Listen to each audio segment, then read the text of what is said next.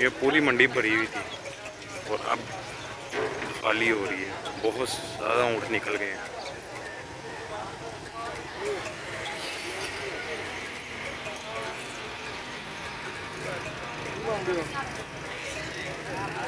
₹6 लाख इसका मांग रहे हैं जी। सोना ऊँट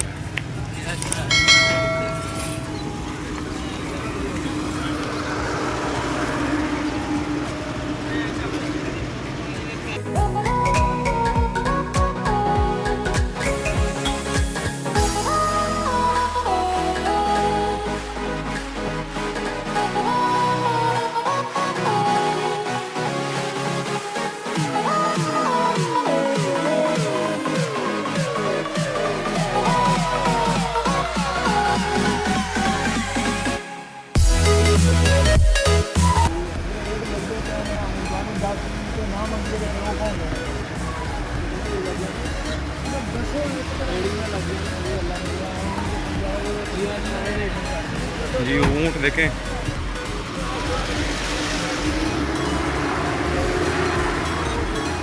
और इसका 6 लाख रुपया मांग रहा है। 6 या 6.5 लाख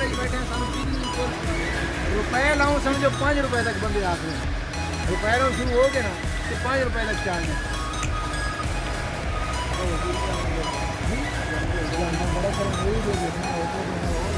चाचा किन्ने को करना कर लेगा तू? एक 10 मैनू इस तो थले मैं देना ही नहीं है।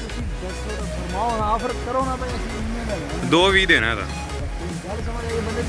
ਤੁਸੀਂ ਦੱਸੋ ਹੁਣ ਗੱਲ ਕਰੋ ਨਾ ਅੱਗੋਂ।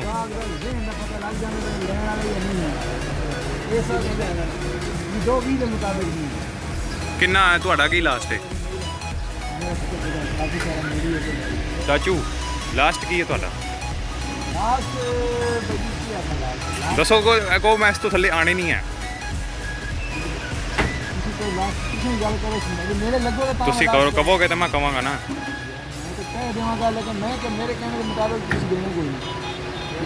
ਦੱਸੋ ਤੇ ਸਹੀ, ਸਾਨੂੰ ਵੀ ਤਾਂ ਪਤਾ ਲੱਗੇ।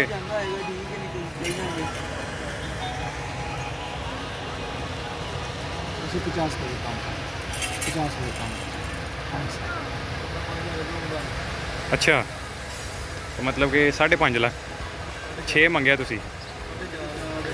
4.5 लाख मेरी खल ना उतारो, मैं तुम्हें ये गल कहांगा बस। इस तरह मेरी खल नहीं वो कोई मसला नहीं। 4.5 लाख फाइनल भाई, आपके सामने ही मंडी को आग लग गई। चल कोई नहीं चाचा, अल्लाह तेरे कारोबार च भी बरकत पाए, जरा साढ़े नसीब च सानू भी लभ जाना।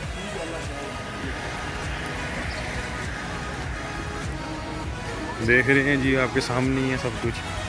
मंडी को आग लगी हुई है। अब हमारा प्रोग्राम है चांदे के लिए मंडी जाने का। यहाँ पे तो रेट नहीं बना।